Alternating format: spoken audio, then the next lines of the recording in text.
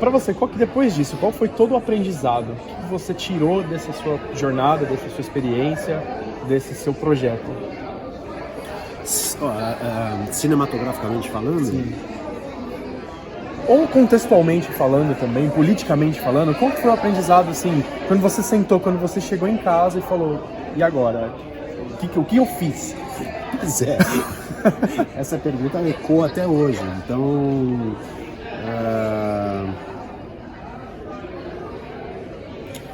olha, eu tive uma enorme satisfação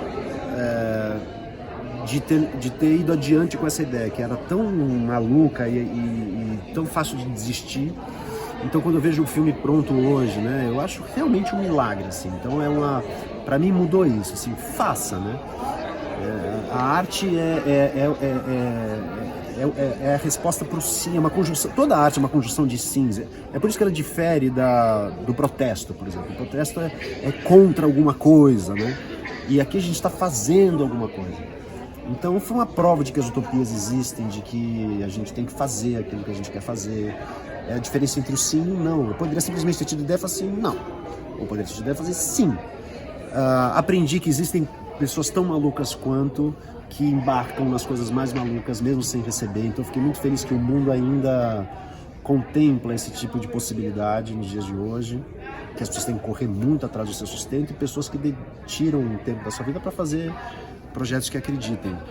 De cinema eu aprendi muito, porque eu não tinha o roteiro, então assim, aprendi muito na ilha de montagem, como é que se conta uma história a partir de um material tão solto. Mostrei para algumas pessoas, ouvi críticas, então como é que você também desestrutura aquilo que você acredita para o filme. Então eu aprendi muito no processo de montagem, sobre roteiro. E sobre política, eu entendi que esse meio do caminho é uma falácia, sabe? Eu acho que é uma grande desculpa, na verdade. Eu acho que as pessoas que mudam o mundo são as pessoas que têm algum tipo de radicalismo ideal, que a gente está vivendo a gente está vivendo um embate de forças muito poderosas, muito poderosas. O mundo é muito mais Star Wars do que eu imaginava. E a gente tem que se posicionar. Não só politicamente, mas na vida, né? Para os sims, né? Para as possibilidades, para a construção da sua própria existência, da sua própria história. A gente tem que ser mais radical com as nossas escolhas. Adquira desse filme. Não só o espectador final, o que vem... muito provavelmente quem vai vir ver é um pessoal de uma diretriz mais esquerda, provavelmente. Mas o que você quer que chegue nesses radicais, tanto da esquerda quanto da direita, e no comum, no isento, vamos dizer assim, não gosto de usar muita palavra isento. Se a gente não tem controle, né, sobre isso, eu acho que é uma experiência sempre individual, a gente tem que falar o público, o que você espera do público. O público não é uma massa, né? O público é feito de indivíduos, cada um vai ter a experiência que quiser. Eu acho que é um filme que, o que eu espero, o que eu gostaria, é que o espectador não assistisse de uma maneira passiva, porque corre-se o risco, não é por nada, porque corre-se o risco de você ter uma leitura muito rasa do filme. É uma viagenzinha, eles ficam falando da direita e da esquerda, ninguém chega a lugar nenhum, e depois eles encontram Mujica. Eu acho que tem símbolos no filme muito potentes, né? Vou dar um exemplo, por exemplo, a gente acabou de sair da prisão da resistência lá na prisão, e canta a musiquinha, não sei quem roubou o pão na casa do João, quem foi? Foi eu? Eu não, quem foi você? Fala alguém! Por exemplo, isso é um exemplo. E é tudo orgânico, foi tudo orgânico. Foi tudo orgânico. A Georgette... Não, isso é montagem. Sim, não, na montagem, sim, mas eu digo assim, tudo... Não, tudo que aconteceu ali foi orgânico. Então, meu medo é que as pessoas assistam de uma maneira muito passiva e não percebam as nuances. E outro desejo é que as pessoas não achem, isso sempre foi meu medo, de achar que a gente acha que esse filme dá conta. Vocês acham realmente que vocês estão falando sobre política? A gente sabe que a gente não está. O que a gente quis fazer foi justamente uma denúncia. Foi uma denúncia no sentido assim, vamos expor as nossas coisas incríveis, porque tem discussões incríveis, mas vamos expor também o que há de pior na gente. Isso é dito no filme, fiz questão de deixar essa fala. A gente expõe o nosso racismo, a gente expõe estrutural, a gente não percebeu que não tinha um negro, ou outra etnia dentro do ônibus. nós somos matizes diversas da mesma burguesia, a gente acusa uma discussão rasa, porque as discussões eram rasas e profundas ao mesmo tempo. Quem elegeu o Bolsonaro, 80% das pessoas que elegeram o Bolsonaro, tinha um discurso raso, a partir da esquerda e da direita, e foi isso que decidiu as eleições. Né? Mas por que não botou Porque isso era a representação do que a gente tinha no Brasil. Né? Uma ignorância. Nós somos ignorantes até certo, uns mais, outros menos, mas a gente fala, a política sempre fez muito pouco parte da nossa vida. Então, meu medo é que as pessoas não percebam isso e achem que a gente acha que a gente está arrasando no filme. A gente sabe que a gente não está e a gente quis justamente expor com extrema coragem, porque na edição a gente podia ter colocado só as partes onde a gente arrasa, em todos os sentidos, mas a gente quis expor tudo, né? Tá todo mundo muito exposto. Então, são meus dois medos, que as pessoas achem que a gente acredita que esse filme é profundo, e ele é, em algum lugar, e que as pessoas sejam passivas e não percebam as outras camadas. De resto, divirtam-se. E como vocês lidavam com o clima depois das discussões? Aquela discussão com o Léo da Georgette foi muito acalorada. Outra pergunta, o chip quebrou mesmo? O chip quebrou mesmo. Ou foi só um gatilho para... Vocês geravam gatilho para começar uma discussão? Vocês usavam alguns gatilhos?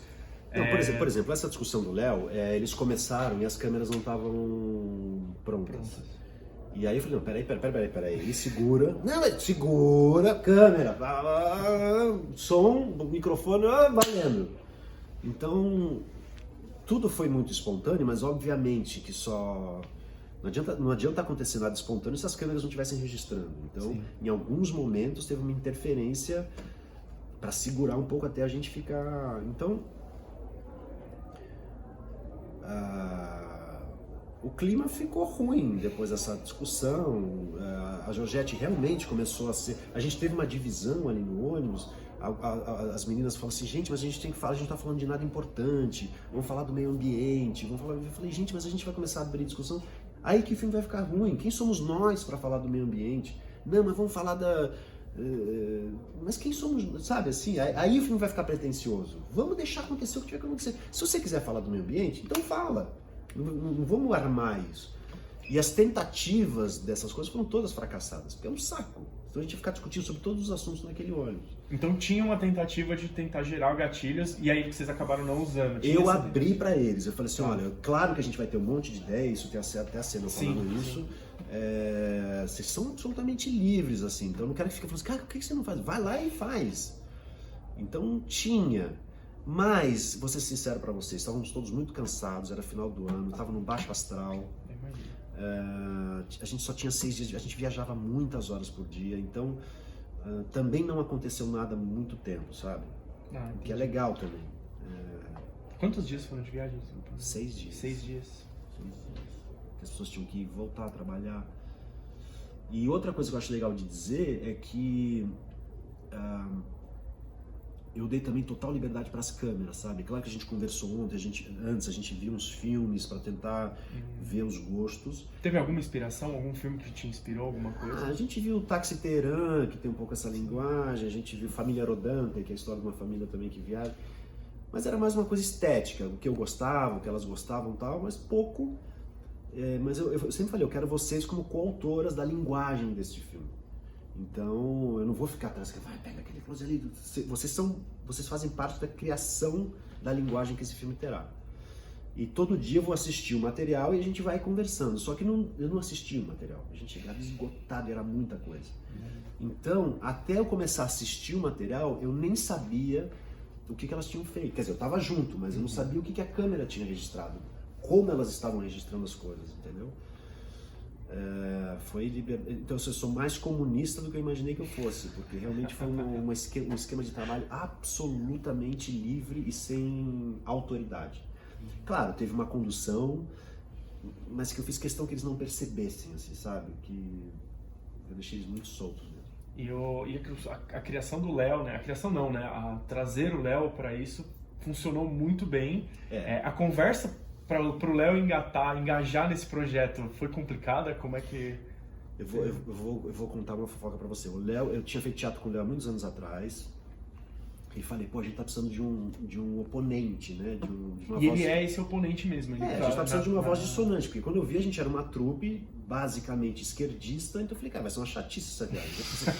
O Bolsonaro ganhou, né? Eu falei, gente, preciso de uma voz dissonante. Lembrei do Léo, que é um cara que ia ser ator, pela pressão da família acabou não sendo, a gente fez uma peça muitos anos atrás, uma peça amadora. E é um puta do empresário rico, tem uma coleção de carros, assim. Eu até falei, puta, será que ele pode emprestar um carro? Mas sei também que o Léo é muito vaidoso.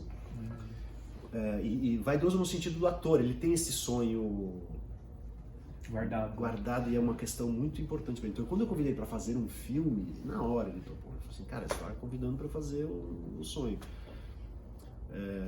E aí eu lembro que um dia antes da viagem ele falou assim, precisa levar figurino? Eu falei, não precisa levar figurino, é você, tal. Mas eu também não sabia que tipo de embate seria. Eu sabia que ele tinha votado no Bolsonaro, mas não sabia que tipo de bagagem ele tinha, que tipo de embate seria.